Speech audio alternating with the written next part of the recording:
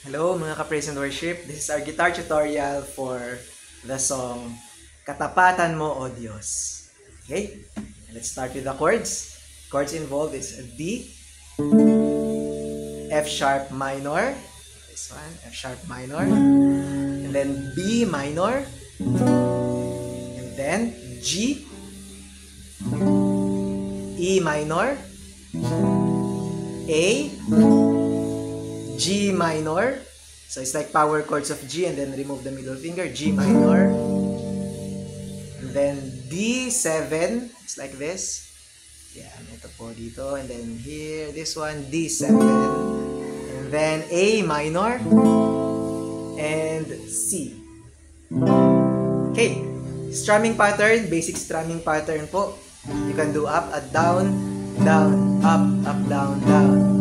Okay. It's just that yung mga chords minsan 2 counts lang, 4 counts, and we'll get through it. Right? And then when it comes to plucking, you can also do some plucking. And the recommended plucking that I got is bass. So, paano po ba yun? So, ito po yung mga bass po yung tatlo sa taas. So, ito po ang bass pag A, bass.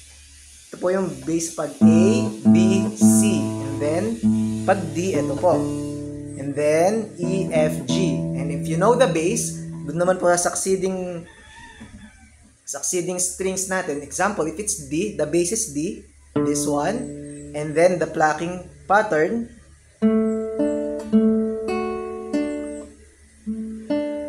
I'll repeat it for you. Okay, so it's D. D yung bass. So, I press D here. And then, the plucking pattern,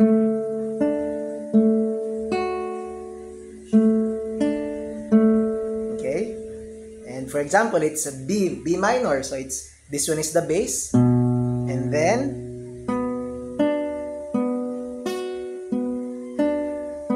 yan. So if it's D, ito yung bass. Then F sharp minor, this one na yung bass. Kasi po, di ba, E, F, G, this one is the bass.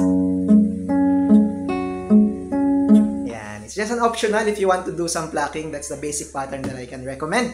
But if it's strumming, that's fine too. Down, down, up, down, down. Okay, let's start with the song. Katapatan mo, Diyos. It's letter D. 2 counts na D. 2 counts of F sharp minor. And 4 counts of B minor. So it's 1, 2, and then F sharp minor. 1, 2, and then B minor. 1, 2, 3, 4. Okay, let's add a song. Katapatan mo, O Diyos. Katapatan mo, O Diyos, tunay at dakila. 3, 4. Yan. And then the next line, ang pag-ibig mo, G. 2 counts. And then E minor. And then 4 counts na A. Let's put a song. So it's ang pag-ibig mo'y wagas at walang kapantay. 2, 3, 4. Sa aming puso, D. Sa aming D7. Okay, so take 4 counts po. Sa aming 1, 2, 3. Sa aming 2, 3, 4. Yan, and then papurit G, purit pagsambay. So it's G, E minor, take 2 counts, and then G minor.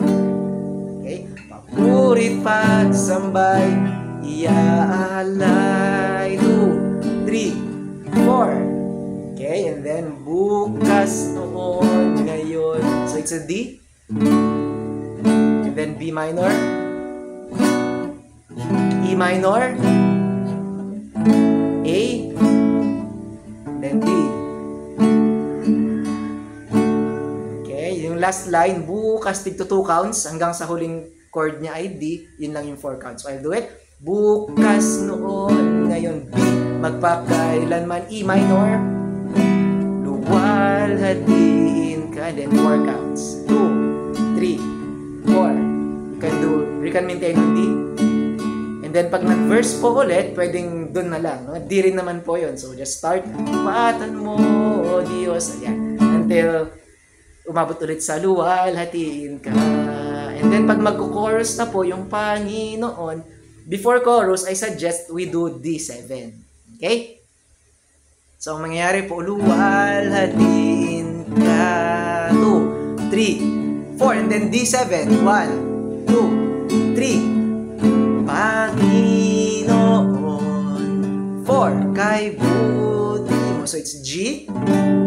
Kung madalas po dito is 4 counts sa chorus, Panginoon, G, kay B minor, buti mo. Okay. Then A minor sa akin, then B. And let's just repeat the chords. Ikaw lamang, and then B minor again, tangi ko, then A minor, sasambahin, and then D. Naawitan, C na po yun, naawitan, C, kita, then D, at pupurin, B minor, so 4 counts lang, E minor, Panginoon, A minor, kay buti mo sa akin, G. Pwede pong ulitin ng chorus, pag nagpa-chorus ulit, then G, Panginoon. Or kapag nagpa-verse ulit si worship leader, if you are in a worship team, then just go back to D. Okay? And then, minsan po, inuulit nila yung last line, yung aawitan. Ulit-ulitin lang din po natin yung chords. It's just the same.